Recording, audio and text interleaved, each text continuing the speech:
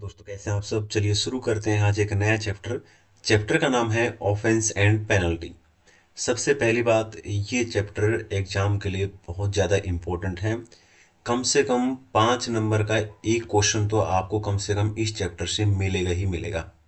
ठीक है, और आप एक बार इस वीडियो को अगर लास्ट तक देख लेते हो और ये नोट्स से आप अच्छे से पढ़ लेते हो, जो कि नोट्स मैं आपके साथ टेलीग्राम चैनल पे शेयर करूंगा, ठीक है, तो 5 नंबर आपके पक्के हो जाएंगे May 25 के अंदर। अब सबसे पहली बात है कि जो ऑफेंस एंड पेनल्टी चैप्टर है, तो ये एक थ्योरी का चैप्टर है और कम से कम इसके 4 रिवीजन आप करेंगे ही करेंगे। मैंने ऊपर लगा रखा है, आप ऐसे ही लिख लेंगे 1 2 3 और उसके बाद 4। और क्या करेंगे, जैसे आप फर्स्ट टाइम पढ़ लेते हैं, फर्स्ट टाइम कर लेते हैं, तो इसको सर्कल को भर लोगे, दूसरी बार फिर सर्कल को भर लोगे, तीसरी बार। इससे पता लग जाएगा कि कितनी बार रिवीजन हुआ है। पहला काम तो ये, ठीक है। तो ये तो हो गया आपके रिवीजन। दूसरी चीज, एग्जाम में पक्का आएगा, आएगा ही आएगा 5 नंबर का, ठीक है। उसके बाद क्या ये चैप्टर बहुत ज्यादा मुश्किल है? नहीं, बहुत ज्यादा आसान है। बस आपको ये वीडियो लास्ट तक देखना है, 5 नंबर एग्जाम में पक्के हो गए आपके। ठीक है सर, कोई दिक्कत नहीं है। सर ये 5 नंबर लेने के लिए हमें कितना पढ़ना पड़ेगा? 14 क्वेश्चन है इसके अंदर, ये 14 क्वेश्चन पढ़ लो, ठीक है ना। और उसके अलावा कंपाइलर के सारे क्वेश्चन आपसे धड़ धड़ निकल जाएंगे। स्टडी मेट के सारे क्वेश्चन यहाँ पे इंक्लूडेड है, राइट? क्लियर है? मोस्ट ऑफ द क्वेश्चन जो है स्टडी मेट वगैरह कंपाइलर वगैरह के क्वेश्चन मैं साथ साथ में आपको करा दूंगा, ठीक है। कैसे क्वेश्चन एग्जाम में आएंगे वो भी मैं आपको बताऊंगा। और एक और खास चीज क्या, अब की बार इसमें कोई भी अमेंडमेंट नहीं है। May 25 के लिए ऑफेंस एंड पेनल्टी चैप्टर के अंदर कोई भी अमेंडमेंट नहीं है, ठीक है। लेकिन अब एक और चीज क्या, कि इसके कौन कौन से क्वेश्चन एग्जाम में आने के ज्यादा चांस हैं। तो यहां पे मैं आपको, जब ये चैप्टर कंप्लीट हो जाएगा, तो मैं आपको 2 क्वेश्चन बताऊंगा जिनमें से एग्जाम में आएगा ही आएगा, ठीक है। वही 2 क्वेश्चन अब की बार आने वाले हैं, ठीक है। तो चलिए शुरू करते हैं। तो सबसे पहले ऑफेंस एंड पेनल्टी चैप्टर जब हम पढ़ते हैं, तो सेक्शन 122 से लेके सेक्शन 138, 122 से लेके 138 सेक्शन तक, ठीक है ना, जितने भी सेक्शन सब, वो सारे के सारे सेक्शन के अंदर जो भी प्रोविजन दे रखे हैं वो ऑफेंस एंड पेनल्टी के सेक्शन है। ये पहली बात क्लियर होगी। अब चलते हैं, 14 क्वेश्चन करते हैं 1 बाय 1 करके, ठीक है, सेक्शन वाइज। सबसे पहला जो क्वेश्चन है ये वाला, ठीक है, ये है सेक्शन 122। सेक्शन 122 क्या कहता है, क्या ये इंपॉर्टेंट है एग्जाम के लिए? ठीक है, मैं आपको साथ साथ में ये भी लिख रखा है मैंने नोट्स के अंदर कि एग्जाम में क्या इंपॉर्टेंट है, कैसे कैसे क्वेश्चन आएंगे, मैं वो भी दिखाऊंगा, ठीक है। लेकिन एग्जाम में जो सबसे इंपॉर्टेंट 2 क्वेश्चन है वो मैं आपको जरूर बता दूंगा, उनको तो 100% आपको करना ही करना है, ठीक है। तो सेक्शन 122 क्या कहता है, पेनाल्टी फॉर सर्टेन ऑफेंसेस। यहाँ कुछ ऑफेंस दे रखे हैं, अगर वो ऑफेंस करते हैं तो उन ऑफेंस पर क्या पेनल्टी रहने वाली है उसकी हम बात करेंगे। क्लियर है?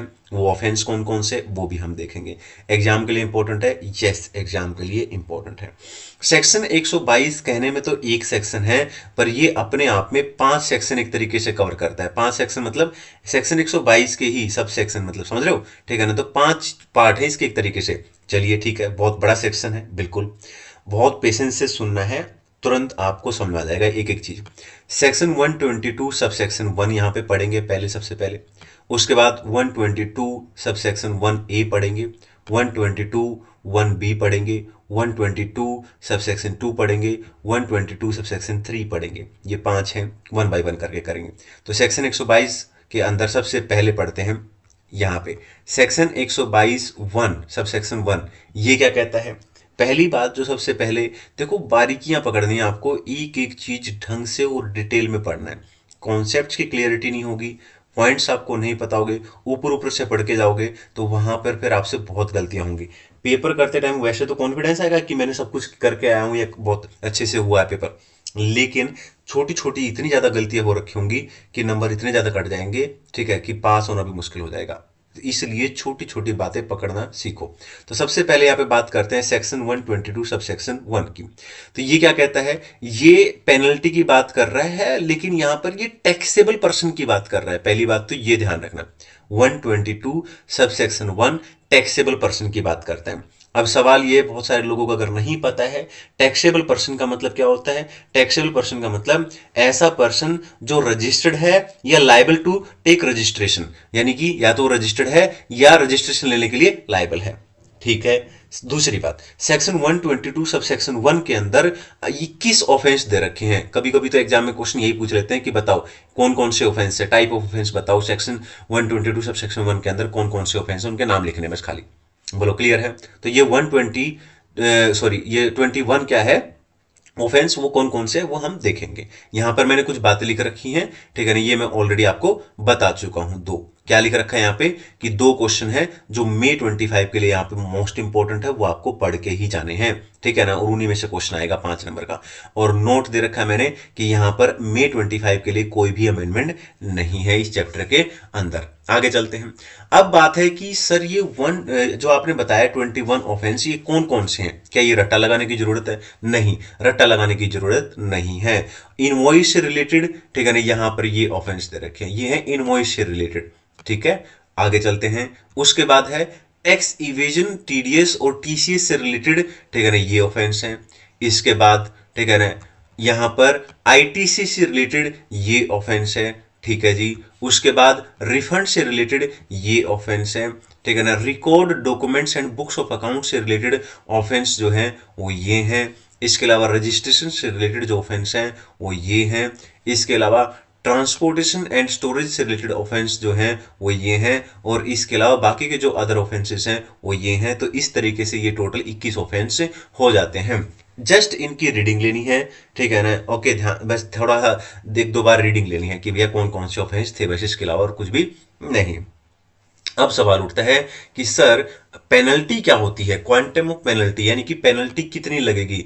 ठीक है, जो ये 21 ऑफेंस है, अगर इनमें से कोई ऑफेंस करता है कौन, टैक्सेबल पर्सन, ठीक है ना, 21 ऑफेंस के अंदर अगर कोई भी ऑफेंस, ये 21 ऑफेंस में से कोई भी ऑफेंस किया जाता है टैक्सेबल पर्सन के द्वारा, तो सेक्शन 122 सब सेक्शन 1 के अंदर जो पेनल्टी का अमाउंट होता है वो होता है 10,000, ठीक है, 10,000। और 100% जो टैक्स इविजन हुआ है, जो टैक्स इविजन की चोरी हुई है, ठीक है, तो 100% ऑफ टैक्स इविजन और 10,000 विच एवरेज हायर का यहां पर क्या रहेगा, ठीक है ना, पेनल्टी रहेगा। अब इसके ऊपर क्वेश्चन एग्जाम में किस तरीके से बन सकता है, तो चलिए इसका क्वेश्चन देख लेते हैं। इस तरीके से क्वेश्चन बन सकता है। यहाँ पे क्वेश्चन क्या है, what are the various type of offences which may be committed by a taxable person, ठीक है ना, लायबल टू पेनाल्टी। बोलो क्लियर है? ठीक है, तो यहाँ पे 21 ऑफेंस आपको लिखने हैं। अब आपको होगा कि याद नहीं है, मैंने बोला ना 2-3 बार रीडिंग ले लो। आप 2-3 बार रीडिंग लोगे ना तो आप वैसे ही याद हो जाएंगे, बहुत नॉर्मल चीज है। ठीक है, अब आगे चलते हैं, उसके बाद हम नेक्स्ट पे चलेंगे। अब जैसा कि हमने बात की थी कि सेक्शन 122 के अंदर 5 पार्ट हैं, तो पहला कंप्लीट हो गया जिसके अंदर 21 ऑफेंस और हमने पेनल्टी पढ़ी, ठीक है। ओके, अब दूसरा आता है सेक्शन 122 सब सेक्शन 1A के अंदर क्या कहता है ये। सेक्शन 122 सब सेक्शन 1A यहां पर एनी पर्सन के बारे में बात करता है, ठीक है ना। ये बातें जरूर ध्यान रखना। जैसे मैंने अभी जो आपको पिछला सेक्शन कराया है सेक्शन 122 सब सेक्शन 1, वो टैक्सेबल पर्सन के बारे में बात करता है। 122, ठीक है, सब सेक्शन 1 टैक्सेबल पर्सन की बात करता है। ये कहता है एनी पर्सन, ठीक है, यहां पे वर्ड क्या यूज कर रखे हैं, एनी पर्सन, ठीक है ना, यहां पे वर्ड यूज कर रखे हैं एनी पर्सन। तो ये कहता है कि भैया अगर कोई भी व्यक्ति है, एनी पर्सन, कोई भी जिसको उस ट्रांजेक्शन का बेनिफिट मिल रहा है। किन ट्रांजेक्शन्स की बात की गई है यहां पर, यह भी बता रखा है सेक्शन 122(1) के अंदर तो 21 ऑफेंस थे, 21 में से सिर्फ इन ऑफेंस की बात की गई है यहाँ पे। अगर ये ऑफेंस किया है, ठीक है ना, कौन सा 1, 2, 7 और 9 के अंदर जो आते थे, ठीक है ना, ये कौन कौन से थे, ये है सप्लाई किया है, ठीक है, मतलब सप्लाई कर दिया है, ठीक है, गुड्स या सर्विस का सप्लाई कर दिया है लेकिन इनवॉइस इशू नहीं किया है, या इनवॉइस इशू कर दिया है, ठीक है ना, लेकिन सप्लाई नहीं की है, ठीक है ना, या कोई आईटीसी वगैरह यूटिलाइज कर लिया है या आईटीसी ले लिया है, ठीक है ना, जबकि एक्चुअल में जो है गुड्स या सर्विसेज रिसीव नहीं हुआ है, ठीक है ना। या एक सेक्शन 20 होता है, अगर आपको पता हो तो, ठीक है ना, तो इनपुट सर्विस डिस्ट्रीब्यूटर अगर आईटीसी का जो डिस्ट्रीब्यूशन है उसके अंदर कॉन्ट्रावेशन किया है तो ये हो जाएगा, है ना। तो इसके अंदर क्या पेनल्टी रहेगी, तो 100% पेनल्टी रहने वाली है इसके अंदर। जो भी टैक्स इविट किया गया है या जो आईटीसी पास ऑन किया है या अवेल किया है उसका 100% यहां पे पेनल्टी रहेगा 122(1)(a) के अंदर। बोलो क्लियर है? अब हम चलते हैं थर्ड के पॉइंट के ऊपर। अब ये है थर्ड पॉइंट। 122 ही सेक्शन चल रहा है ना, तो उसके अंदर 5 बताए थे तो 2 हो गए, ये तीसरा है 122 1B। ये किसके ऊपर है? ईसीयू के ऊपर है। ये क्या कहता है कि कोई भी इलेक्ट्रॉनिक कॉमर्स ऑपरेटर जो परमिट करता है कि भैया मेरे प्लेटफॉर्म यूज कर लो, कोई दिक्कत नहीं है, किसको? अनरजिस्टर्ड पर्सन को, ठीक है ना, उसको अलाउ करता है इंटरस्टेट सप्लाई के लिए, ठीक है ना। और ठीक है, उसका जो जीएसटीआर 8 का फॉर्म के अंदर डिटेल जाती है वो भी फेल हो जाता है, वो मतलब फर्निश नहीं करता है, ठीक है ना, करेक्ट तरीके से फर्निश नहीं करता है, तो ऐसे केस में उस इश्यू के ऊपर क्या लग जाएगा? पेनल्टी लग जाएगा। और पेनल्टी की अमाउंट क्या रहेगी? 10,000, और जो भी अमाउंट ऑफ टैक्स रहेगा उसके इक्विवेलेंट यानी 100%, ठीक है ना, और 10,000 विच एवर इज हायर। बोलो क्लियर है? नेक्स्ट पे आ जाओ। अब आ जाते हैं हम लोग 122 सबसेक्शन 2 के अंदर। ये बात करता है रजिस्टर्ड पर्सन की। क्या कहता है ये? आपने एक चैप्टर पढ़ा होगा डिमांड एंड रिकवरी, ठीक है ना। डिमांड एंड रिकवरी अगर चैप्टर नहीं पढ़ा है तो एक बार जाके पढ़ लो। उसमें एक सेक्शन होता है सेक्शन 73 और 74, तो ये उसी की बात यहां पे हो रखी है। ये कहता है कोई भी रजिस्टर्ड पर्सन, ठीक है ना, अगर वो गुड्स या सर्विस सप्लाई करता है और वो टैक्स या तो पे नहीं करता है, या शॉर्ट पे करता है, या एरनेसली रिफंडेड होता है, ठीक है, कोई अमाउंट, या आईटीसी रोंगली अवेल कर लेता है, या आईटीसी रोंगली यूटिलाइज कर लेता है, यही सारी चीजें हमने पढ़ी थी। डिमांड एंड रिकवरी का नोटिस कब कब आता है? वो केस है ये, ठीक है ना। आई होप क्लियर है। उस केस में पेनल्टी का अमाउंट क्या रहेगा, यानी क्वांटम ऑफ पेनल्टी क्या रहेगी। अब इसमें दो बातें हमें चेक करनी है। दो बातें क्या चेक करनी है कि रीजन क्या है। अगर रीजन अदर देन, ठीक है ना, fraud, wilful misstatement, suppression of fact का है, ठीक है ना, अदर देन, अगर इनको छोड़कर कोई और रीजन है तो पेनल्टी क्या रहेगी? 10,000 टैक्स, 10% ऑफ टैक्स ड्यू, जो भी टैक्स ड्यू है उस पर्सन से उसका 10% और 10,000 दोनों में से जो भी हायर रहेगा वो। बोलो क्लियर है? लेकिन अगर रीजन यही तीन में से कोई रीजन है, फ्रॉड है, विलफुल मिसस्टेटमेंट है, सप्रेशन ऑफ फैक्ट है, ठीक है ना, तो यहां 10% की जगह पे 100% का, ठीक है ना, हो जाएगा। बस इतना ही चेंज होएगा और कुछ भी नहीं। आगे चलते हैं।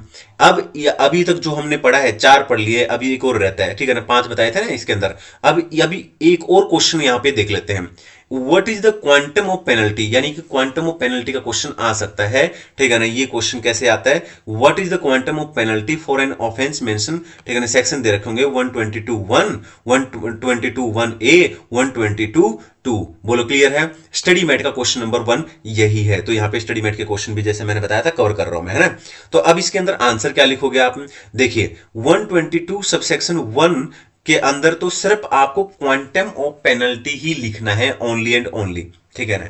मतलब क्या कहना चाहते हो, मैं आपको पीछे जाके बताता हूं। 122 सबसेक्शन 1 यहां पे आ जाते हैं और थोड़ा सा नीचे ये देखो, ये है 122(1), है ना। अब इसके अंदर आप ये 21 जो ऑफेंस है ये मत लिखने बैठना, ये नहीं करना है। तो ये क्वांटम ऑफ पेनल्टी बस ये लिख देना, ठीक है ना। तो ये हो गया, ये क्वांटम ऑफ पेनल्टी हो गया इसका, ठीक है ना। आगे चलते हैं।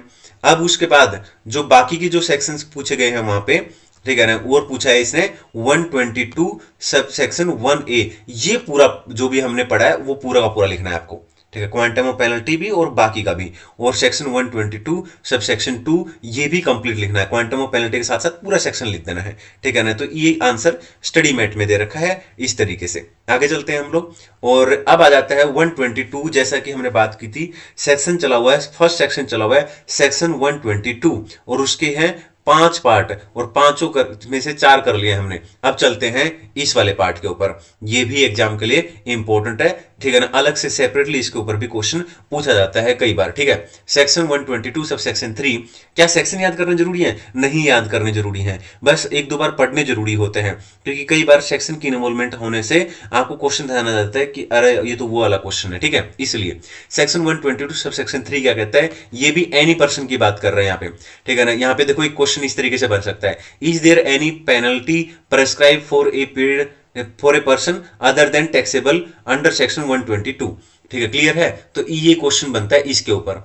ये अब ये क्या कहता है? Any person who commit any of the offence mention below, जो भी यहाँ पे ऑफेंस दे रखे हैं, अब इसमें से ना देखो जितने भी ऑफेंस दे रखे हैं ये 5 के 5, ये आप एक बार रीड कर सकते हो, लेकिन एग्जाम के लिए इनमें से ये 2 हैं, इनके ऊपर अलग से क्वेश्चन बनता है, इसलिए दोनों पे खास ध्यान रखना है। Fails to appear before an authority who has issue a summon, मतलब किसी ने कोई ऑफिसर है उसने ना समन इशू किया है, प्रॉपर ऑफिसर है मान लो कोई, ठीक है, उसने समन इशू किया है, ठीक है ना। और मान लो मेरे को समन इशू किया, मैं क्या है, मैं समन इशू किया, मेरे को जाना था वहां पे, समन का मतलब क्या होगा? बुलावा आया, और मैं गया ही नहीं वहां पे, ठीक है ना, फेल्स टू अपीयर, मैं अपीयर ही नहीं हूं उसके सामने, तो उस केस में क्या होएगा, उस केस में 122 सबसेक्शन 3 के अंदर मेरे ऊपर पेनल्टी लग जाएगी। और पेनल्टी कितनी लगेगी, 122 सबसेक्शन 3 के अंदर जो पेनल्टी का अमाउंट है वो 25,000 रुपए तक की पेनल्टी मेरे पे लगाई जा सकती है। आईजीएसटी में डबल हो जाती है, 50,000 तक की पेनल्टी लगाई जा सकती है।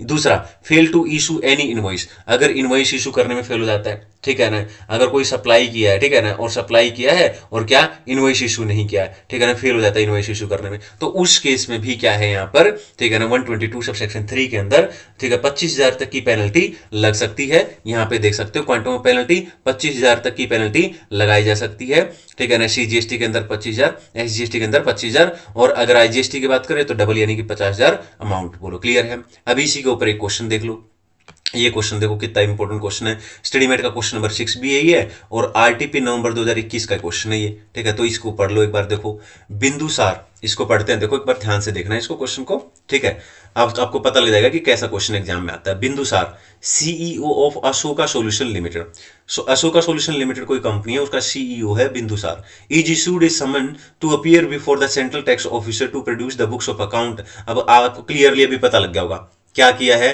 ठीक है ना भैया, समन इशू किया गया है इसको, ठीक है ना, कि भैया अपीयर होना आपको सेंट्रल ऑफिसर के सामने, ठीक है ना, ओके, अशोका सॉल्यूशन इंक्वायरी वगैरह वगैरह जो भी है, ठीक है ना। अब यहाँ पे क्या कहता है, determine the amount of penalty, penalty बता रहा है, if any that may be impose on the Bindusar if he, यही तो लिखो, ये एज इट इज पॉइंट उठा के इसने लिख रखे हैं जैसे कि मैंने बताया था, if he fails to appear before the central tax officer. अब ऊपर चले जाओ, देखो जैसे कि मैंने ये बताया था, ये उठा के लिख रखा है पूरा इसने क्वेश्चन में, ठीक है ना, तो अलग से अगर आपने ये ढंग से पढ़ा होगा तो तुरंत याद आ जाएगा, अरे सेक्शन 122 सब सेक्शन 3 के अंदर है ये पॉइंट, ठीक है ना, तो आप लिख देना वही कि भैया इस केस में तो क्या होगा, पेनल्टी लगाई जा सकती है, ठीक है ना, इन केस अप टू 25,000, ठीक है ना, ईच लिख देना जरूर, ठीक है, ओके, ध्यान रखना। अब आगे चलते हैं, 123 सेक्शन की बात करते हैं। 123 सेक्शन जो है इतना ज्यादा एग्जाम के लिए रेलिवेंट नहीं है, ठीक है ना, बस मैंने दे रखा है, एक बार हम इसको जरूर देख लेते हैं। यहाँ पे क्या कहता है ये सेक्शन 123 क्या कहता है, पेनल्टी फॉर फेलियर और फर्निश द इंफॉर्मेशन रिटर्न, ठीक है ना, इंफॉर्मेशन रिटर्न होती है जो कि सेक्शन 150 के अंदर होती है, ठीक है ना, 150 के अंदर। अगर कोई भी पर्सन है, एनी पर्सन, ठीक है ना, जिससे क्या है, जिसको फर्निश करनी थी अंडर सेक्शन 150 के अंदर इंफॉर्मेशन रिटर्न, ठीक है, क्लियर है, ओके, उसको इंफॉर्मेशन देनी थी लेकिन वो क्या है, नहीं दे पाया, तो ऐसे केस में उसके ऊपर पेनल्टी लग जाएगी 100 रुपीज पर डे के हिसाब से, उसको ईच डे के हिसाब से उसके ऊपर पेनल्टी लगेगी, ठीक है ना, लेकिन ये मैक्सिमम कितना हो सकता है, 5,000 तक की पेनल्टी हो सकती है, ठीक है, क्लियर है। आगे चलते हैं, सेक्शन 124, सेक्शन 124 क्या कहता है, fine for failure to furnish, ठीक है ना, स्टैटिक्स, यहाँ पे फाइन की बात की गई है, यहाँ पे फाइन की बात कर रहा है, फेलियर टू फर्निश स्टैटिक्स, ठीक है ना, तो मान लो एनी पर्सन, क्या बोल रहा है, एनी पर्सन, कोई भी व्यक्ति, ठीक है ना, any person required to furnish any information under section 151, section 151 क्या कहता है, ठीक है ना, सेक्शन 151 ये कहता है जिसके अंदर कमिश्नर या कमिश्नर किसी भी ऑफिसर को अगर एथोराइज करता है, ठीक है ना, ऑर्डर देके, और क्या कहेगा कि भैया कमिश्नर होगा या कोई भी जो पर्सन मतलब कमिश्नर के द्वारा एथोराइज कोई और दूसरा ऑफिसर है, अगर वो ऑर्डर देता है और किसी व्यक्ति को कहता है भैया, ठीक है ना, ये इन्फॉर्मेशन दो, हमें ये इन्फॉर्मेशन चाहिए किसी भी मैटर पे, ठीक है ना, ओके, और तो उस केस में सेक्शन 151 की बात की गई है, ठीक है ना। लेकिन अगर वो जो पर्सन है वो क्या हो जाता है, फेल हो जाता है, मतलब वो इंफॉर्मेशन फर्निश नहीं करता है विदाउट रीजनेबल कॉज, ठीक है ना, अगर उससे इंफॉर्मेशन मांगेगी पर वो फेल हो जाता है इंफॉर्मेशन देने में, ठीक है ना, क्लियर है, या इंफॉर्मेशन देता है लेकिन इंफॉर्मेशन झूठी है, फॉल्स है, ऐसे केस में क्या होएगा, उसके ऊपर पेनल्टी लग जाएगी। अगर ये फर्स्ट टाइम कमिट किया है उसने ऑफेंस तो पेनल्टी 10,000 तक हो सकती है, लेकिन in case of continuous offence है, ठीक है ना, तो उस केस में फर्दर उस पर पुनिशमेंट विद फाइन हो सकता है, जो कि कितना हो सकता है, 100 रुपीज ईच डे, ठीक है ना, बोलो क्लियर है, फ्रॉम द, ठीक है ना, after first day during which offence is continue, और 25,000 विच एवरेज लोअर। आईजीएसटी के केस में क्या हो जाएगा, ये डबल हो जाएगा। आई होप क्लियर है, ये मैंने यहाँ पे बता भी दिया है सेक्शन 151 क्या कहता है, ठीक है, ओके, ताकि क्लियरिटी हो जाए। इतना ज्यादा इंपॉर्टेंट था नहीं, वैसे एक बार आपको करना था, मतलब जरूरी था, ठीक है।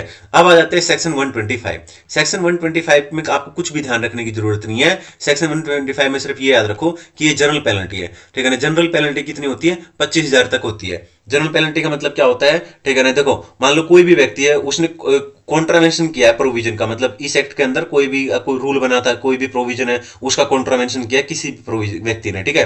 अब उसके ऊपर सेपरेट पेनल्टी नहीं दे रखी कहीं पे, है ना, तो उसके ऊपर क्या लग जाएगी, जनरल पेनल्टी लग जाएगी 125 की, जो कि 25,000 तक की हो सकती है। बस यही है यहाँ पे। अब ये भी इंपॉर्टेंट एग्जाम में अभी तक जो भी हमने पढ़ा उसमें सबसे इंपॉर्टेंट 122 सेक्शन था, ठीक है ना। उसके 5 के 5 जो हमने पार्ट पढ़े थे वो 5 के 5 इंपॉर्टेंट थे, है ना, ठीक है, एग्जाम के लिए। उसके बाद तो 123, 124, 125, बस ये थोड़ा थोड़ा आपको बस ध्यान रखना है ना, एक बार पढ़ लो काफी है। अब ये 126 है ना, ये काफी अच्छा सेक्शन है, ठीक है ना। अब इसको ना ऐसे ही मतलब मत छोड़ देना, ठीक है, और इसको थोड़ा ढंग से भी पढ़ना है ना, तो बहुत ध्यान से आप इसको देखेंगे। 126 क्या कहता है, ये general discipline related to penalty, यानी कि ये किसकी बात करता है, माइनर ब्रीच की बात करता है, ये इससे याद रख लेना, माइनर ब्रीच, ठीक है ना, इंपॉर्टेंट फॉर एग्जाम, ठीक है ना, इसके ऊपर कई बार क्वेश्चन आया एग्जाम के अंदर, है ना। तो माइनर ब्रीच, माइनर ब्रीच क्या होता है, माइनर ब्रीच का मतलब होता है, ठीक है ना, जिसके अंदर अमाउंट ऑफ टैक्स कितना है, 5,000 से कम, लेस देन वर्ड है यहाँ पे, 5,000 नहीं होना चाहिए, 5,000 नहीं चलेगा, लेस देन होना चाहिए, 5,000 से कम होना चाहिए। अगर 5,000 से कम का टैक्स का अमाउंट है तो उसे माइनर ब्रीच बोला जाएगा। बोलो क्लियर है। तो ऐसे केस में कोई भी पेनल्टी नहीं लगेगी माइनर ब्रीच के केस में। बोलो क्लियर है। ओके ठीक है। अब कुछ बातें और भी हैं जो यहाँ पे ध्यान रखनी जरूरी है। क्या, ठीक है ना, जो बातें आपको ध्यान रखनी है वो भी मैं आपको बता रहा हूं साथ साथ में। पहली बात तो ये समझ में आया होगा, माइनर ब्रीच मतलब, ठीक है ना, माइनर ब्रीच मतलब, ठीक है ना, अमाउंट ऑफ टैक्स की इन्वॉल्वमेंट कितनी है, less than 5,000, less than word है यहाँ पे, ठीक है ना। यानी अगर माइनर ब्रीच है, यानी अगर 5,000 से कम है टैक्स का अमाउंट, तो ऐसे केस में उसको माइनर ब्रीच बोलेंगे और उस केस में कोई भी पेनल्टी नहीं लगेगी। लेकिन पेनल्टी का अमाउंट जो होता है वो डिपेंड करता है केस टू केस, ठीक है ना, यानी कि किसी भी केस के अंदर उसके फैक्ट या सर्कमस्टांसिस देखेंगे, उसके ऊपर डिपेंड करेगा कि पेनल्टी का अमाउंट क्या रहेगा। और रीजनेबल अपॉर्चुनिटी भी दी जाएगी, बिल्कुल दी जाएगी। और एक और बात, क्या, जो ऑफिसर ऑर्डर पास करेगा ना, उस ऑर्डर के अंदर उसको यह भी बताना पड़ेगा कि नेचर ऑफ ब्रीच क्या है। अगर ऐसा नहीं करेगा तो फिर नहीं माना जाएगा, वैलिड नहीं होगा वो, ठीक है। आगे, अब वॉलंटरी डिस्क्लोज कर देता है, मान लो कोई भी व्यक्ति है वो वॉलंटरी डिस्क्लोज कर देता है ऑफिसर के सामने, ठीक है ना, इससे पहले कि ऑफिसर डिस्क्लोज करे, ठीक है ना, वो ऑफिसर के डिस्कवर करने से पहले खुद ही डिस्क्लोज कर देता है, वॉलंटरी डिस्क्लोज कर देता है। बोलो क्लियर है। उस केस में प्रॉपर ऑफिसर जब उसके ऊपर पेनल्टी लगाएगा तो इस पॉइंट को वो कंसीडर करेगा। ये बातें आपको ध्यान रखनी है। अब यहां पे एक क्वेश्चन है, ये क्वेश्चन भी हम लोग कर लेते हैं, ठीक है। अब देखो, आरटीपी नवंबर 2018 का क्वेश्चन है ये, ठीक है ना। तो ये क्या कहता है, रघुरमन, ठीक है ना, इज ए, एक बार देखें, रघुरमन, ठीक है ना, is a registered supplier in Madhya Pradesh, ठीक है, मध्य प्रदेश के अंदर रघुरमन करके, ठीक है ना, कोई सप्लायर है। ही fail to pay the GST amount, उसने जीएसटी का अमाउंट नहीं दिया, और अमाउंट कितना है, 7,400, ठीक है ना, for the month of January इतने, ठीक है। The proper officer impose a penalty on Raghuram for failure to pay the tax. Raghuram believe that it is a minor breach, नहीं, गलत है भाई, ठीक है ना। उसका कहने से क्या होगा, क्योंकि हमने अभी पढ़ा लेस देन 5,000 होना चाहिए, तो ये तो लेस देन 5,000 नहीं है, तो it is not a minor breach definitely, ठीक है ना। क्यों, क्योंकि माइनर ब्रीच क्या होता है, लेस देन 5,000, और it in the given case amount is 7,400 which is not less than 5,000, तो it is very much clear. तो एग्जामिन द करेक्टनेस, तो करेक्टनेस तो है ही नहीं, बिल्कुल इनकरेक्ट है, तो बस ये हो गया, बात खत्म। आई होप क्लियर है। अब आगे चलते हैं, section 127, section 127 is very less important, ठीक है ना, यू कैन जस्ट रीड, ठीक है ना। सेक्शन 127 क्या है, power to impose penalty in certain cases, ठीक है ना, power to impose in penalty in certain cases. तो यहाँ पे कुछ बता रखे हैं आपको, सेक्शन 62 आपने पढ़ा होगा असेसमेंट एंड ऑडिट के अंदर, सेक्शन 63, सेक्शन 64, ठीक है ना। इसके अलावा डिमांड एंड रिकवरी में सेक्शन 73 एंड 74, इसके अलावा, ठीक है ना, 129, 130 इस चैप्टर में हम पढ़ेंगे, ठीक है ना। बाकी कुछ नहीं है, एक बार आप इसको रीड कर सकते हो, ठीक है ना, नथिंग मच। अब आ गया तो 128 की जरूर बात कर लेते हैं एक बार, ठीक है ना, एक बार, क्योंकि इसमें कुछ छोटी छोटी ऐसी है जो मतलब इंपॉर्टेंट नहीं है, कभी इसके ऊपर कोई क्वेश्चन भी नहीं दे रखा है स्टेटमेंट या कहीं पे भी, बस एक बार ऐसे ही। सेक्शन 128 क्या कहता है, power to waive the penalty, ठीक है ना। ये कहता है कोई पेनल्टी है, कोई फीस है, तो किसके पास पावर होती है, कौन उसको मतलब, ठीक है ना, वेव कर सकता है, माफ कर सकता है, मतलब, ठीक है। देखो, अगर काउंसिल रिकमेंडेशन देती है, काउंसिल की रिकमेंडेशन पर गवर्नमेंट के पास ये पावर होती है, गवर्नमेंट नोटिफिकेशन इशू करके, ठीक है ना, पेनल्टी को या फाइन को क्या कर सकती है, वेव कर सकती है। और यहां पे पेनल्टी और फाइन की जो बात की गई है वो की गई है सेक्शन 122 वाली पेनल्टी, 123, 125, और फीस की यहां पे सेक्शन 124(7) वाली बात की गई। दोबारा एक बार बोलता हूं, इसका मैंने सेक्शन गलत बोला है, ठीक है ना। तो लेट फी की यहां पे बात की है सेक्शन 47 की। आई होप क्लियर है, मैं एक बार दोबारा बोल देता हूं, ठीक है ना। 128 सेक्शन क्या कहता है? 128 सेक्शन ये कहता है कि आप बताओ किसके पास पावर है पेनल्टी माफ करने की। तो मैंने क्या बताया? मैंने ये बताया है कि काउंसिल के रिकमेंडेशन पर गवर्नमेंट नोटिफिकेशन इशू करके पेनल्टी को माफ कर सकती है। और पेनल्टी कौन सी माफ कर सकती है? 122, 123, 125 वाली, ठीक है ना। और फीस कौन सी? ठीक है ना, जो सेक्शन 47 के अंदर रेफर की गई है। बोलो क्लियर है? ठीक है जी, आगे चलते हैं। अब आ जाते हैं आगे।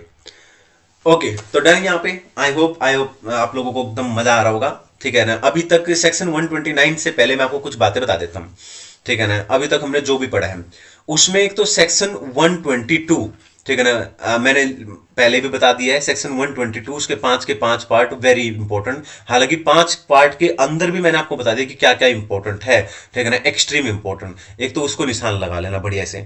123 जस्ट एक बार पढ़ लिया, बात खत्म। 124 एक बार पढ़ लिया, बात खत्म, ठीक है ना। इसके अलावा 125 जनरल पेनल्टी है, बस 25,000 की होती है। बस ये ध्यान रखना कहीं और कोई पेनल्टी नहीं लग रही किसी स्पेसिफिक सेक्शन में, तो ये पेनल्टी लग जाएगी कहीं और, है ना, समझ रहे हो। यानी कि अगर कोई और प्रोविजन या रूल का कॉन्ट्रावेंशन करते हो तो बस ध्यान रखना, बस खाली, और कुछ भी नहीं। ना भी रखोगे चल जाएगा, बस 25,000 अमाउंट ध्यान रखना, ठीक है ना। इसके अलावा 126 यानी 122 के बाद सीधा 126 मोस्ट इंपॉर्टेंट। तो 122 very important for exam. 126 minor breach वाला वेरी इंपॉर्टेंट। माइनर ब्रीच क्या होता है? 5,000 से अगर टैक्स का अमाउंट कम है, ठीक है ना, तो समझ लो माइनर ब्रीच है, ठीक है ना। उस केस में कोई भी पेनल्टी नहीं लगेगी, लेकिन पेनल्टी डिपेंड करती है फैक्ट एंड सर्कमस्टांसिस पे, लेकिन रीजनेबल अपॉर्चुनिटी देनी पड़ेगी। ऑफिसर जो भी पेनल्टी लगा रहा है, ठीक है ना, जो ऑर्डर दे रहा है, ऑर्डर के द्वारा पेनल्टी लगा रहा है, उसके अंदर नेचर ऑफ ब्रीच बतानी पड़ेगी उसको, ठीक है ना। और अगर जो पर्सन है, ठीक है, जिसके ऊपर पेनल्टी लगाई जा रही है, अगर वो खुद वॉलंटरी डिस्क्लोज कर देता है इससे पहले कि ऑफिसर डिस्कवर करता है उस चीज को, ठीक है ना,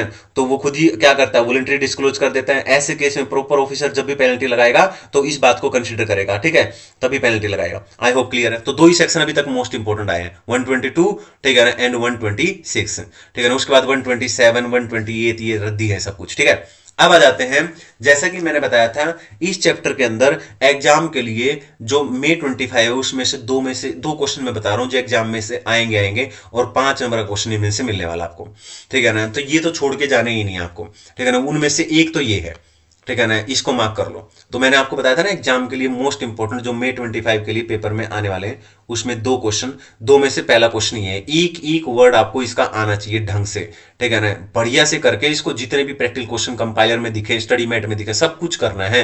हालांकि मैं तो यहाँ पे कराऊंगा ही, लेकिन आपके पास जो भी कंपाइलर पड़ा है उसके क्वेश्चन सारे बना लेना।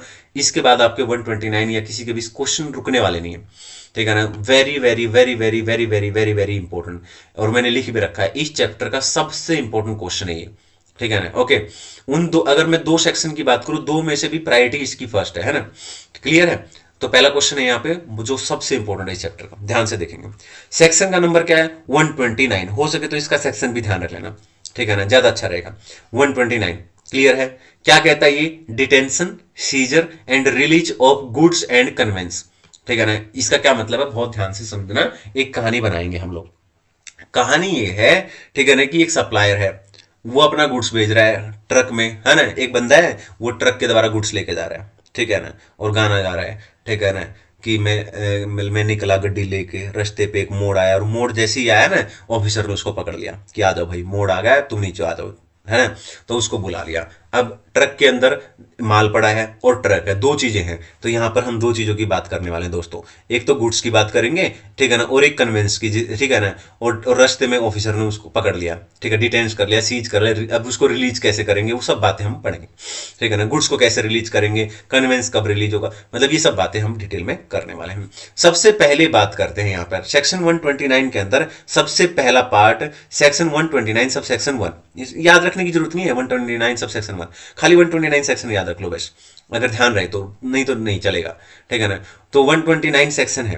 129 के अंदर पहला पार्ट एग्जाम के लिए मोस्ट इंपोर्टेंट प्रैक्टिकल क्वेश्चन, यहाँ पे बहुत ज्यादा बार इसके प्रैक्टिकल क्वेश्चन एग्जाम में आते हैं।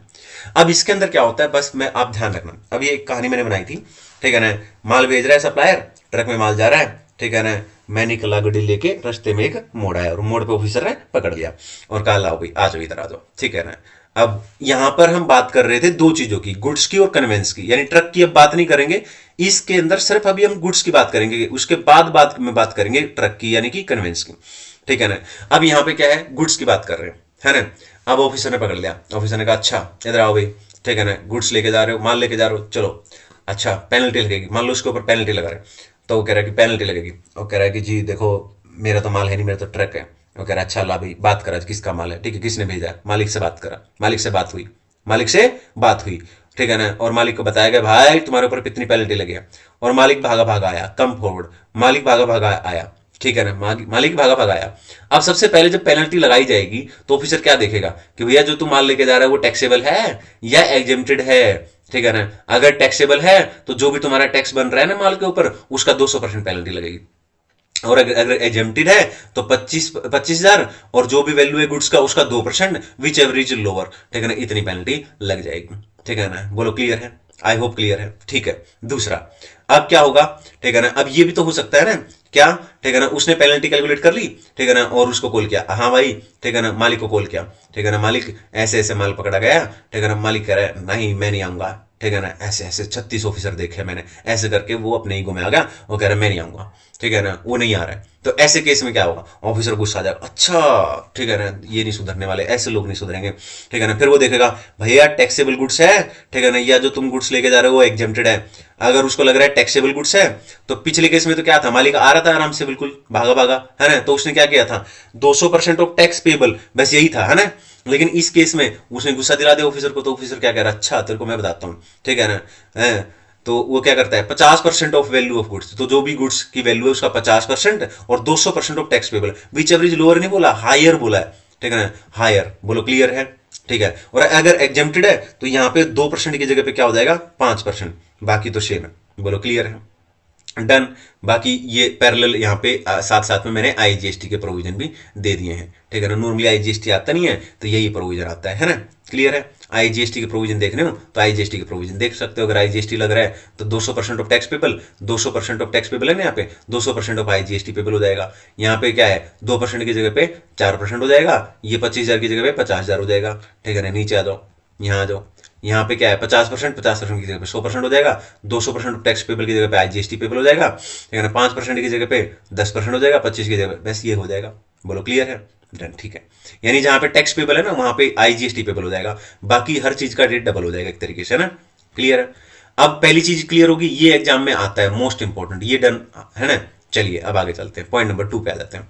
अब ध्यान से सुनना आप लोग, ठीक है, बिल्कुल आराम से सुनना और एक एक करके चीज आपको समझ में आएगी।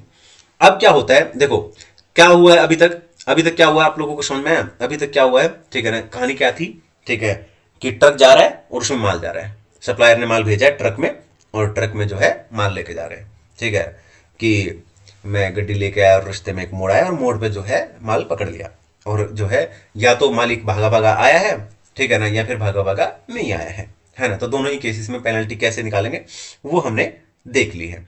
अब क्या होगा, अब यहां पर आगे ध्यान से देखना आपको, अब क्या होगा, अब प्रॉपर ऑफिसर क्या करेगा, यानी जिस ऑफिसर ने पकड़ा है समझो आप, ठीक है ना, जिसने डिटेन किया है, सीज किया है गुड्स या कन्वेंस, वो क्या करेगा, एक नोटिस इशू करेगा, समझ रहे हो।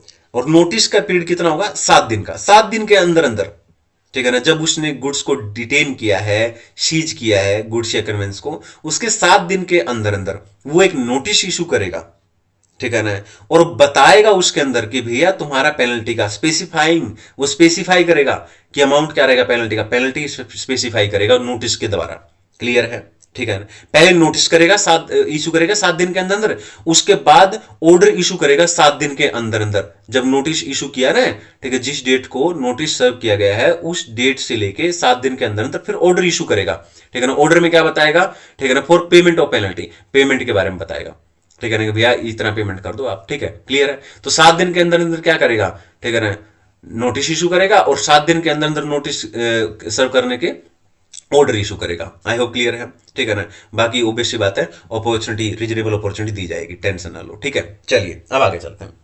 अब यहां पे क्या कहता है, अब मान लो नोटिस इशू कर दिया उसने 7 दिन के अंदर ऑफिसर, जिसमें बता दिया भैया तुम्हारी इतनी पेनल्टी बनती है।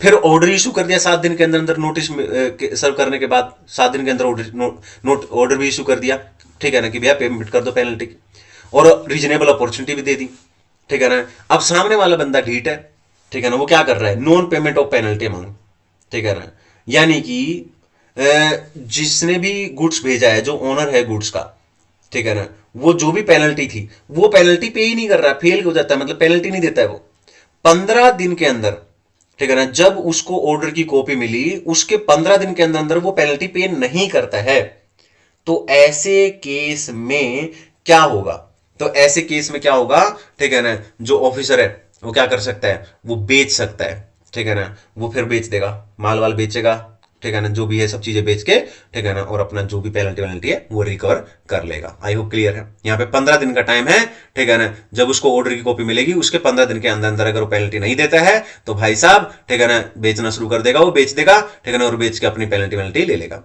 लेकिन सर अगर जो माल या गुड्स वुड्स जो भी है वो जो अगर उसने जो सीज किया ऑफिसर ने, अगर उसकी नेचर क्या है, पेरिशेबल है, हैजर्डियस गुड्स है, या उसकी वैल्यू जो है टाइम के साथ साथ डेप्रिशिएट हो जाएगी, कम हो जाएगी, तो ऐसे केस में वो 15 दिन से कम भी कर सकता है टाइम, इस 15 दिन के पीरियड को कम भी कर सकता है वो, ठीक है ना, क्लियर है।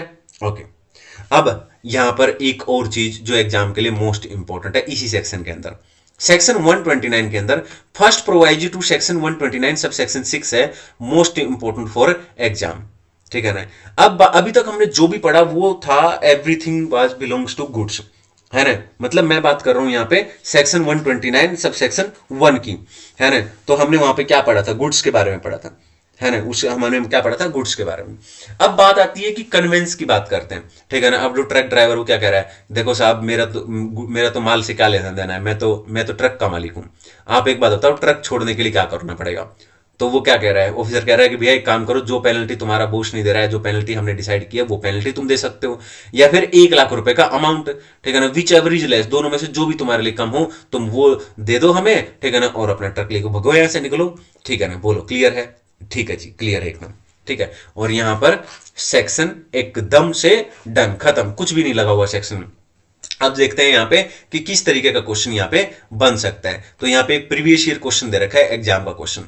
यहां पे मैंने सेक्शन क्यों बोला था ध्यान रखने के लिए, नहीं भी रखोगे कोई दिक्कत नहीं है, ठीक है ना। यहां पे सेक्शन 129 जैसे क्वेश्चन में दे रखा है तो एक थोड़ा सा ना और ज्यादा कॉन्फिडेंस आ जाता है, अच्छा ये तो 129 का क्वेश्चन आया हुआ है, ठीक है ना। From the following detail calculate the amount to be paid for release of goods retain. ये कह रहा है कि गुड्स छोड़ने के लिए, जो गुड्स डिटेन कर लिया है, पकड़ लिया ऑफिसर ने 129 के अंदर, ठीक है ना, अमाउंट निकाल के दिखाओ, ठीक है ना, पेनल्टी का अमाउंट कैसे निकलेगा, ठीक है ना, गुड्स छोड़ने के लिए। ओके ठीक है जी। आगे अब बोलता है if owner does not come forward, अगर ओनर भागा भागा नहीं आया तो क्या कह रहा है, ओनर भागा भागा नहीं आ रहा है, मना कर रहा है भाई, ठीक है ना, ऐसे केस में तो बताओ। कुछ डिटेल दे रखी है यहाँ पे, वैल्यू ऑफ गुड्स बता रखी है जो ट्रक में जा रहा है, ठीक है ना, उसके ऊपर जीएसटी बता रखा है 5,40,000 का, ये 30 लाख की वैल्यू का माल जा रहा है, ठीक है ना। Would your answer be different if the goods were exempted, और अगर गुड्स, ये तो ऊपर वाले केस में तो टैक्सेबल गुड्स है, और नीचे वाले में कह रहा है कि अगर आप बताओ अगर एग्जेम्प्टेड गुड्स है तो क्या होगा, ठीक है। तो चलिए चलते हैं।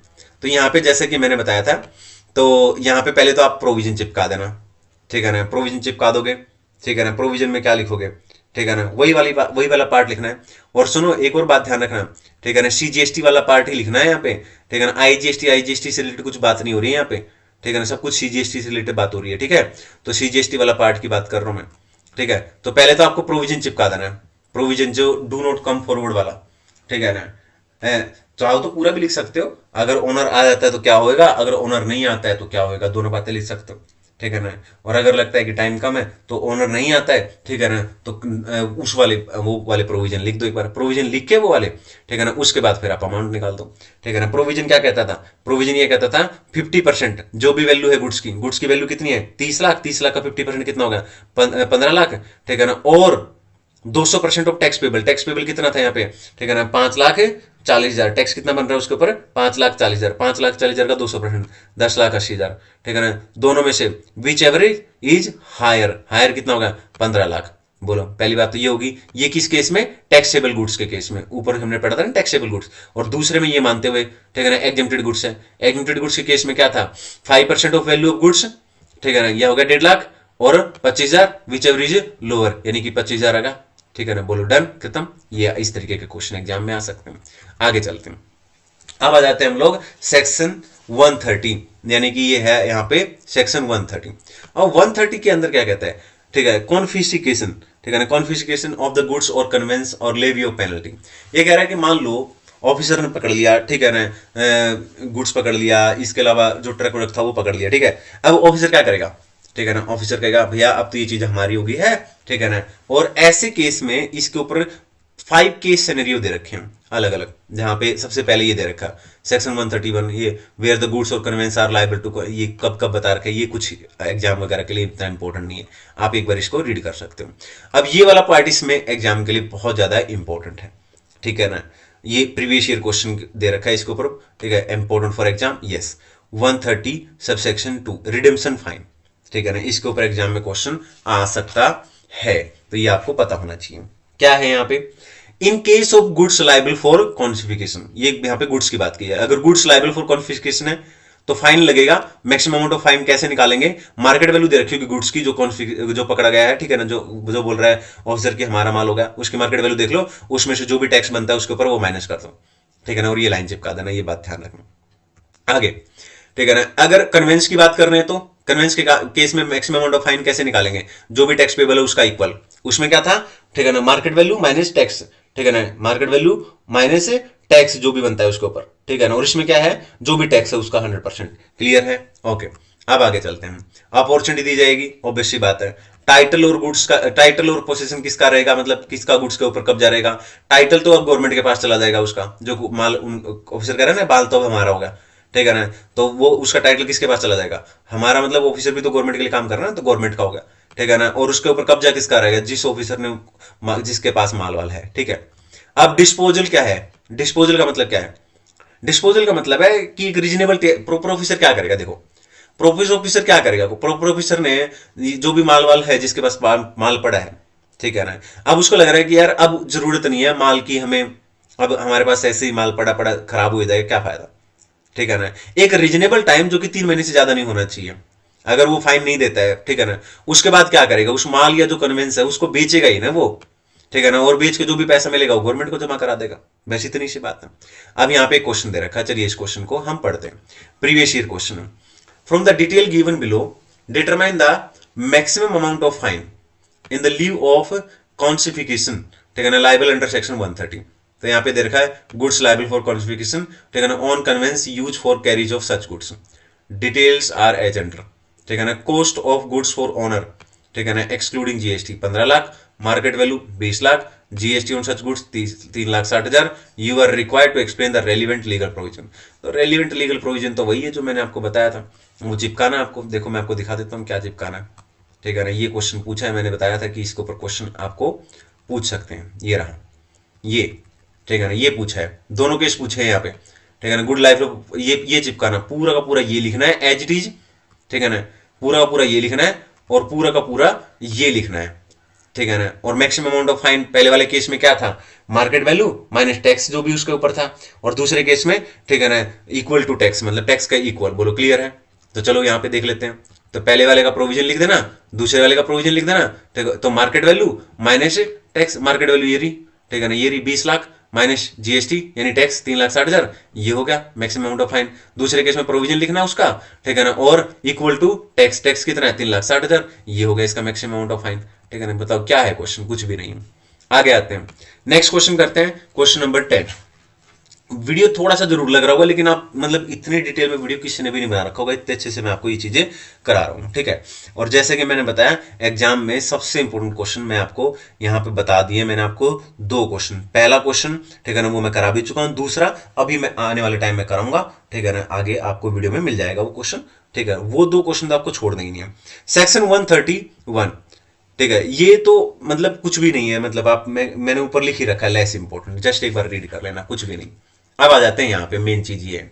अब दूसरा क्वेश्चन मैंने यहाँ पे लिख रखा है, क्वेश्चन नंबर 2। ये पीडीएफ ले लेना दोस्तों, टेलीग्राम चैनल पे शेयर करूंगा मैं, एक एक चीज मैंने लिख रखी है इसके ऊपर, ठीक है।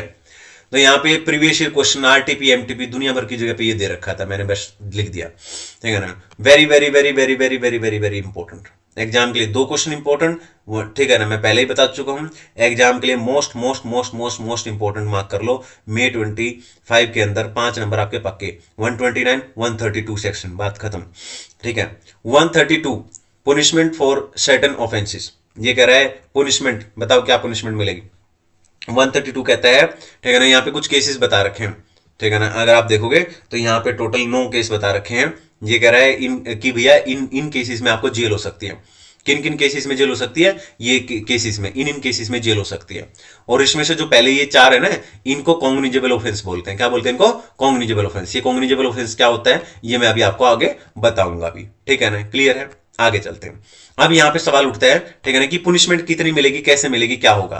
पुनिशमेंट डिपेंड करती है ऑफेंस के ऊपर, ये ऑफेंस टू ऑफेंस डिपेंड करती है पुनिशमेंट, ठीक है, यानी इंप्रिजनमेंट हो गया, ठीक है ना, क्या कुछ रहेगा, फाइन क्या, ये सब ये ना आपकी डिपेंड करेगी कि ऑफेंस की नेचर क्या है, ऑफेंस किस तरीके का है, ठीक है ना। तो यहाँ पे सबसे पहला ऑफेंस मैंने बता रखा है टैक्स इवेड, ठीक है ना, ITC wrongly availed, ITC wrongly utilise, refund wrongly taken, अगर ये है, ये ऑफेंस है, ठीक है ना, अगर इनमें से ये जो दे रखे हैं ना, इनमें से कोई ऑफेंस है तो फिर हमें चेक करना पड़ेगा अमाउंट क्या है, ठीक है ना। अगर ये ऑफेंस है, इनमें से कोई भी ऑफेंस है, तो फिर हमें चेक करना पड़ेगा अमाउंट की इन्वॉल्वमेंट कितनी है।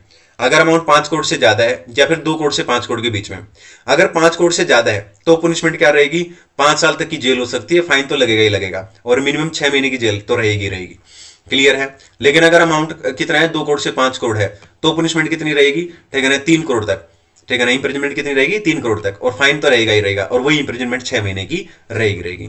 लेकिन अगर ऑफेंस क्या है, issue of invoice without supply, मतलब इनवॉइस इशू कर दिया है पर सप्लाई की नहीं है, तो ऐसे केस में पहले तो अमाउंट देख लेना, अमाउंट 1 करोड़ से ज्यादा होना चाहिए और 2 करोड़ तक होना चाहिए। तो ऐसे केस में क्या होगा, 1 साल तक की जेल हो सकती है और उसको फाइन भी लग सकता है। इंप्रिजनमेंट तो 6 मंथ वाली केस तो ये तो रहेगी, क्लियर है। आगे ऑफेंस क्या है, अगर फॉल्स इंफॉर्मेशन है, ठीक दी है, या रिकॉर्ड वगैरह फॉल्स है, ठीक है ना, और ये इसलिए किया गया है क्योंकि टैक्स की चोरी करनी है, तो ऐसे केस में अमाउंट की इन्वॉल्वमेंट भले ही निल हो, अमाउंट है ही नहीं, यहाँ पे बता ही नहीं रखा कुछ भी हो अमाउंट, ठीक है, तो उस केस में क्या है, ठीक है, इंप्रिजनमेंट 6 महीने तक की हो सकती है और फाइन लग सकता है, या फिर दोनों ही चीजें हो सकती है, मतलब इंप्रिजनमेंट भी हो सकती है और फाइन भी हो सकता है, ठीक है ना, क्लियर है। इस पे इंपॉर्टेंट मार्क कर रखा मैंने। अगर ऑफेंस है इस तरीके का, ठीक है ना, यानी सेकंड और सब्सिक्वेंट ऑफेंस जो 132 में दे रखे हैं, ठीक है ना, उस केस में इन्वॉल्वमेंट कोई इन्वॉल्वमेंट नहीं है, कोई लिमिट नहीं है, पुनिशमेंट 5 साल तक की, फाइन यस, इंप्रिजनमेंट वही, ठीक है ना, इंप्रिजनमेंट 5 साल तक की हो सकती है और मिनिमम 6 महीने की, ठीक है ना।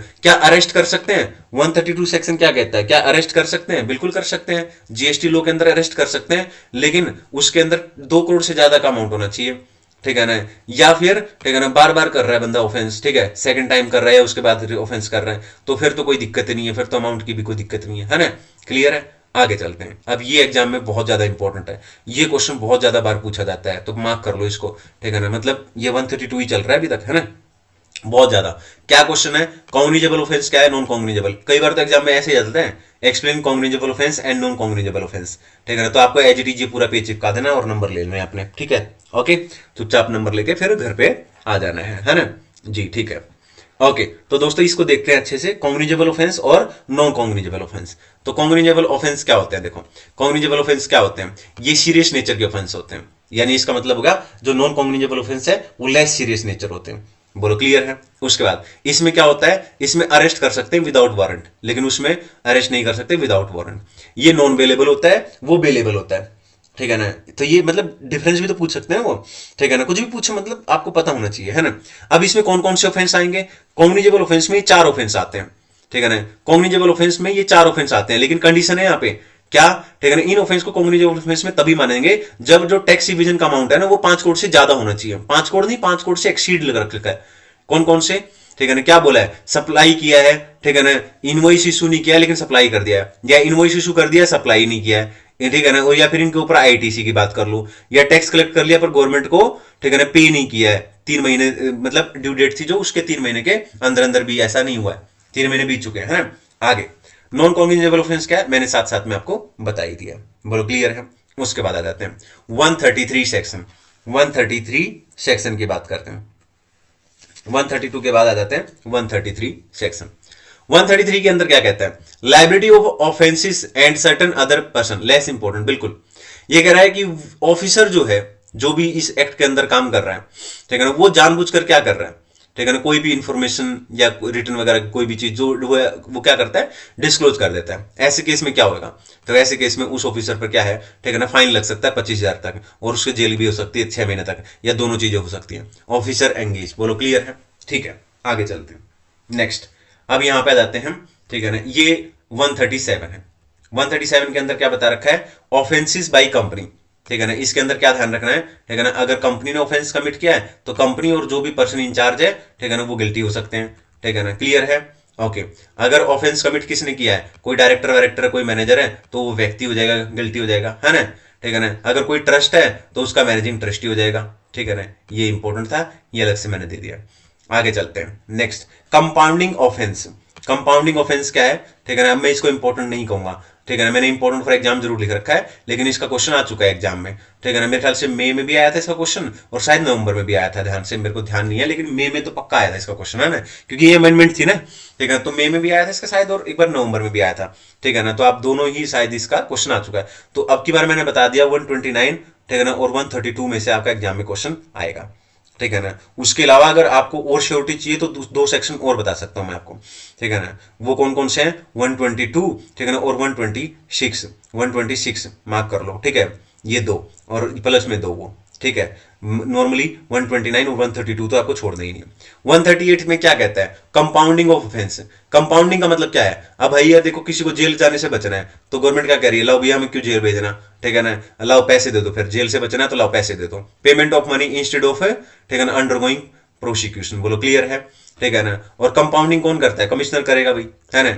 ओके, कौन कौन से ऑफेंस होते ऐसे होते हैं जिसमें कंपाउंडिंग नहीं पॉसिबल है, ये दे रखे हैं, एग्जाम के लिए रेलिवेंट है नहीं, ठीक है ना। अमाउंट कैसे निकालेंगे कंपाउंडिंग की, ठीक है ना, तो मिनिमम क्या लिमिट होती है, 25%, ठीक है, जो भी टैक्स इन्वॉल्व है उसका 25%। अपर लिमिट क्या हो सकती है, 100% होती है, बोलो क्लियर है। कंपाउंडिंग जो अमाउंट है, जब कमिश्नर क्या करता है, कंपाउंडिंग अमाउंट डिटरमाइन करता है, ठीक है ना, तो उसमें किस बात पे डिपेंड करता है, ये ऑफेंस के ऊपर डिटरमाइन करता है कि ऑफेंस किस तरीके का है। अगर ऑफेंस 132(1)(a) वाला है, या 132(1)(c) वाला है, या 132(1)(d) वाला है, या फिर ई वाला है, तो फिर क्या होगा, कंपाउंडिंग अमाउंट, ठीक है ना, डिटरमाइन करेंगे तो ऑफेंस जो है ये देखना पड़ेगा कि उसका अमाउंट क्या है, या तो 5 करोड़ से ज्यादा है या 5 करोड़ से कम है। अगर 5 करोड़ से ज्यादा है तो मिनिमम निकालते टाइम 50%, और मैक्सिमम कितना, 75%, जो भी अमाउंट ऑफ टैक्स इवेडेड है या रोंगली अवेल्ड वगैरह जो भी है ना, क्लियर है यहाँ पे। लेकिन 40% और 60% हो जाएगा ये मिनिमम और मैक्सिमम के केस में।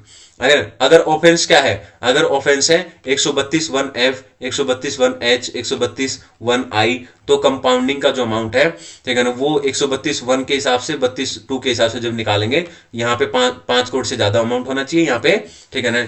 इन्वॉल्वमेंट कितनी होनी चाहिए, 5 करोड़ से कम होनी चाहिए। तो ये तो दोनों में सेम है, 25% यहाँ पे है और यहाँ पे भी 25% है, बोलो क्लियर है। ये कुछ खास नहीं है आपकी बार क्वेश्चन, ठीक है। इसके अलावा अगर ऑफेंस है, ठीक है ना, किस तरीके का, attempt to commit the offence और abets the commission of offence mention in clause A, C to F and clause H and I, ठीक है ना, 132(1) वाले, ठीक है। और उस केस में क्या है, दोनों ही केस में चाहे 132(1)(1) वाला हो या 132(1)(2) वाला हो, दोनों ही केस में सेम रहेगा, कोई दिक्कत नहीं है। 25% वही, ठीक है ना, 25% रहेगा, ठीक है ना, उसमें भी 25% था, है ना, क्लियर है, यहाँ भी 25% था। तो ये था पूरा का पूरा चैप्टर दोस्तों, ठीक है ना। और मैं आपको बता दूं, ठीक है ना, जैसे कि मैंने आपको प्रॉमिस किया था, पहली चीज, ठीक है ना, तो ये समझ लो कि इस चैप्टर में कुछ भी नहीं है, ठीक है। इस चैप्टर के अगर आपको कि 132 से लेके 138 most most most important question बताओ, तो सबसे पहले मार्क कर लो, एक एक सेक्शन में आपको बता रहा हूं, 129 मार्क कर लो, May 25 के लिए मोस्ट इंपॉर्टेंट क्वेश्चन 129, पहला रैंक इसको दो। उसके बाद 132, ठीक है ना, दूसरा रैंक, थर्ड रैंक दे दो 122 को, 122 के 5 के 5 पार्ट करने हैं उसके, ठीक है ना, तो वो हो गया थर्ड रैंक, ठीक है ना। और उसके बाद आएगा 126, 126, बस काम खत्म, ठीक है ना। 138 बहुत इंपॉर्टेंट सेक्शन है, लेकिन ये 2 बार क्वेश्चन शायद आ चुका है इसका, May 24 में भी आया था और नवंबर 24 में भी आया था, एक बार आप इसको देख सकते हो, ठीक है ना। बाकी कुछ भी नहीं है इसके अंदर। तो अब आप क्या करोगे, अब आप कंपाइलर, कोई भी कंपाइलर, जिन भी सर का कंपाइलर आपके पास अवेलेबल हो, ठीक है ना, उसके सारे क्वेश्चन बना के देख लो, आपसे सारे क्वेश्चन निकल जाएंगे, ठीक है ना। आई होप क्लियर है। आज के लिए इतना ही दोस्तों, ठीक है, और मिलते हैं एक नए चैप्टर के साथ। वीडियो को लाइक करें, चैनल को सब्सक्राइब करें। इसके साथ मैं आपको एक चीज बता रहा हूं, कि अमेंडमेंट्स जो भी हैं आपकी, जैसा कि मैंने प्रोमिस किया था कि सारी की सारी अमेंडमेंट्स हैं वो मैं एक ही वीडियो के अंदर, 4 से 5 घंटे का वीडियो रहेगा, बढ़िया से मैं सारी अमेंडमेंट करा दूंगा।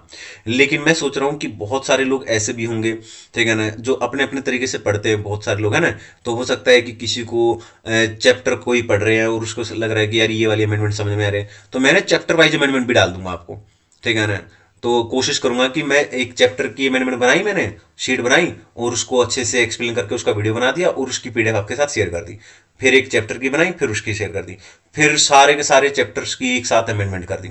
इससे बहुत बेनिफिट मिलेगा कि आप कोई पर्टिकुलर चैप्टर कर रहे हो तो उस पर्टिकुलर चैप्टर की जो अमेंडमेंट है, देखिए क्योंकि अमेंडमेंट जो होती है ना वो छोड़नी नहीं है, 25 से 30 नंबर आपको दिलाएंगी ही दिलाएंगी, है ना। तो क्लियर है, ठीक है, तो ये बात आपको ध्यान रखनी है। तो मैं एक मैराथन बना दूंगा, ठीक है ना, वो चाहे आप लास्ट डे रिवीजन कर लेना, चाहे बीच में मर्जी है। और जब आप कोई चैप्टर कर रहे हो, चैप्टर वही है पूरा का ना, पूरा ना का पूरा, 90% चीजें तो वही है सेम, है ना। 10% जो चेंज आया मान लो किसी चैप्टर में, तो वो उठा के आप साथ में वीडियो देख लो, है ना। ओके, और नोट्स में शेयर कर दूंगा। Thank you so much.